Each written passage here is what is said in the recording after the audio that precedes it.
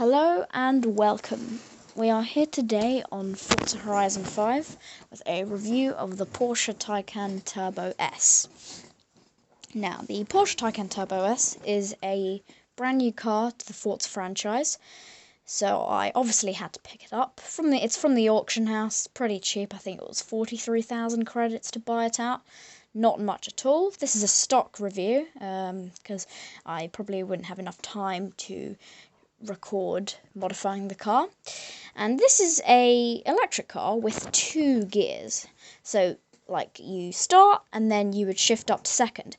Now this was confusing me, as obviously I'm used to either having just no gears in the electric car or shifting down off at a corner like 3 or 4 times. So when I did that, I was shifting to reverse, and from then on this lap was completely ruined. So I just thought I would restart the lap, so that's what I do over here. So now we can probably start the recording. We'll go for an F1 style intro. So 3, 2, 1, and it's lights out and away we go. We got a lightning quick response by the Taycan's electric motor and all-wheel drive. All-wheel drive and electric motors in electric cars, best thing, you know it, or in a launch and everything, brilliant. Now, for some future reference, in the past actually, I actually sat in one of these cars.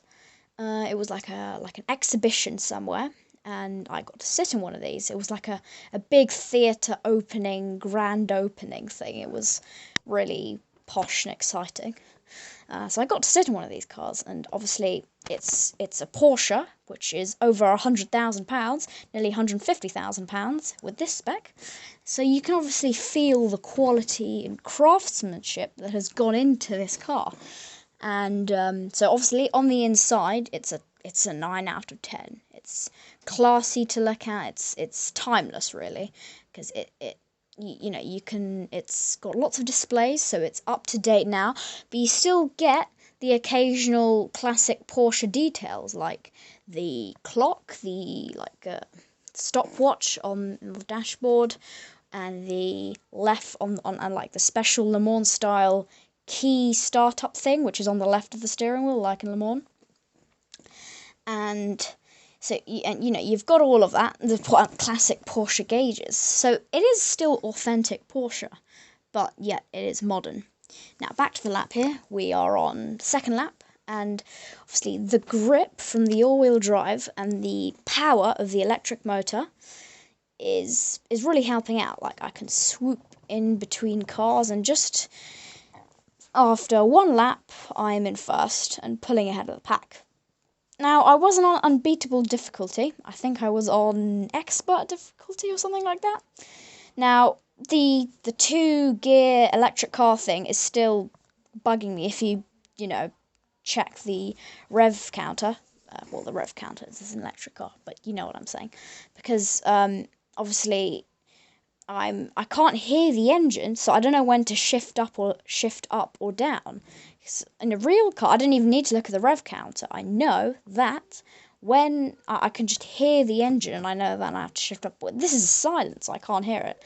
So I'm occasionally shifting into first while going 120 miles an hour, which obviously just slows me down. And at this point, I tried to look cool and go for a little a dab of the handbrake, but that obviously doesn't go very well. But I do get to show off a brand new feature with this game, which is obviously the really good and improved tire smoke. It's like a proper cloud now. Really good to watch. And yeah, we're on the last lap. This lap has flown by, and we are probably 10 seconds ahead of the rest of the pack. If you look at the mini map, you can barely see the rest of the driver tires here. And interestingly, when you look at the revs, you actually see it goes up to like 17,000 RPM. And at this point, I tried to do another handbrake turn, but then I'm losing control here, and I crash into a barn right at the finish, but luckily I do have rewind on.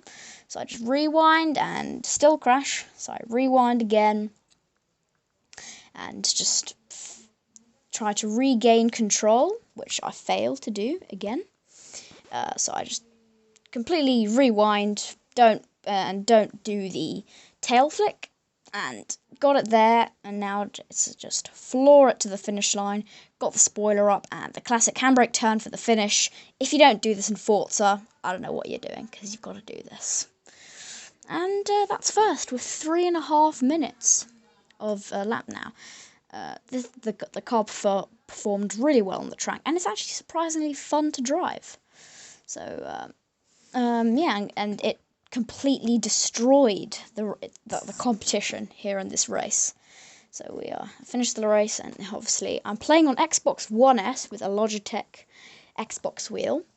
So it's after a race, it is taking some time, but here we are. We've loaded in after the race, waiting for all the accolades. Got Alejandra here,